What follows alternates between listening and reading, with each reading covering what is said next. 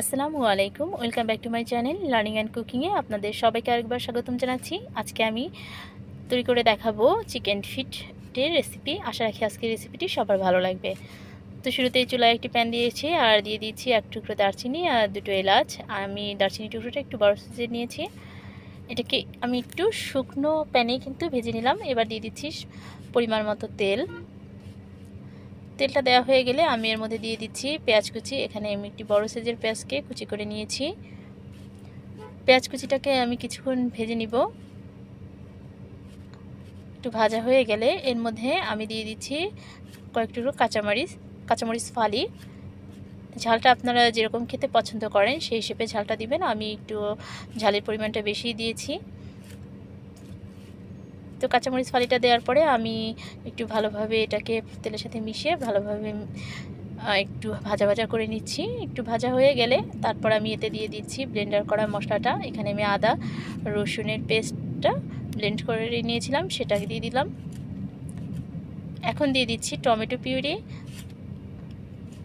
আমি এখানে 1.5 টেবিল চামচের মতো টমেটো পিউরি দিয়েছি। টমেটো পিউরিটা দেওয়া হয়ে গেলে মশলার সাথে খুব ভালোভাবে মিশিয়ে দিতে হবে।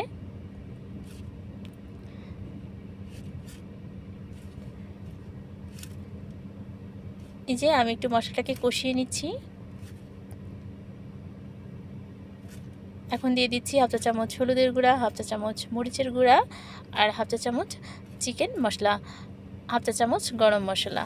তো সবগুলো দেওয়া হয়ে গেলে অল্প কিছু পানি দিয়ে আমি মশলাটাকে ভালোভাবে কষিয়ে নিচ্ছি। একটু সময় নিয়ে কষাতে হবে। মশলাটা যত ভালো কষানো হবে রান্নার স্বাদটা কিন্তু ততই ভালো হবে।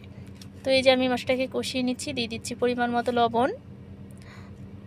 লবণটা আপনারা একটু অনুমান করে দিবেন, যদি কম হয় চেখে দেখতে পারেন, যদি কম হয় তাহলে সেক্ষেত্রে আবার দিতে পারেন। এখন আমি সবগুলো মশলাকে ভালোভাবে কষিয়ে নিচ্ছি একেবারে পানিটা শুকানো পর্যন্ত। পানিটা শুকিয়ে যখন তেলটা উপরের দিকে চলে আসবে তখন কিন্তু মশলাটা কষানো হয়ে যাবে। আমি একটু কাছ থেকে দেখিয়ে দিচ্ছি। আমার মশলাটা প্রায় কষানো শেষ। এখন আমি দিয়ে দিচ্ছি চিকেন ফিটগুলো, যেগুলো আমি আগে থেকে ধুয়ে পরিষ্কার করে রেখেছিলাম। সবগুলো দিয়ে মশলার সাথে ভালোভাবে মাখিয়ে নিচ্ছি। মাখানো হয়ে গেলে ভালোভাবে একটা ঢাকনা দিয়ে এটাকে ঢেকে আমি কিছুক্ষণ রান্না করব। আর এইখান থেকে কিছুটা পানি বের হবে, তাতে কিন্তু এটা কষানো হয়ে যাবে। তো এই যে আমি ঢাকনা দিয়ে এটাকে কষিয়ে নিচ্ছি। পানিটা প্রায় শুকিয়ে এসেছে, দেখতেই পাচ্ছেন। তো এ পর্যায়ে আমি দিয়ে দিচ্ছি আলু, যেগুলো আমি আগে থেকে কেটে ধুয়ে রেখেছিলাম। এখন আবারও আমি খুব ভালোভাবে সবগুলো একসাথে মিশিয়ে দিচ্ছি মশলার সাথে এবং ঢাকনা দিয়ে আবারও এটাকে ঢেকে আমি একটু কষিয়ে নিব। এই 5-10 মিনিট। অবশ্যই চুলার আঁচটা কিন্তু মিডিয়াম লোতে থাকবে, কারণ আমি কিন্তু কোনো পানি ব্যবহার করিনি।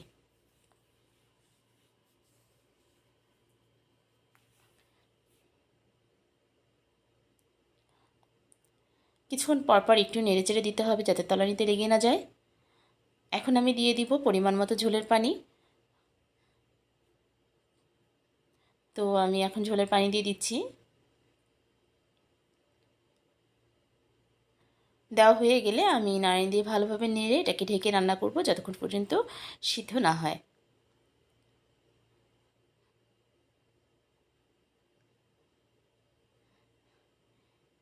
আমার রান্নাটা কিন্তু প্রায় শেষ।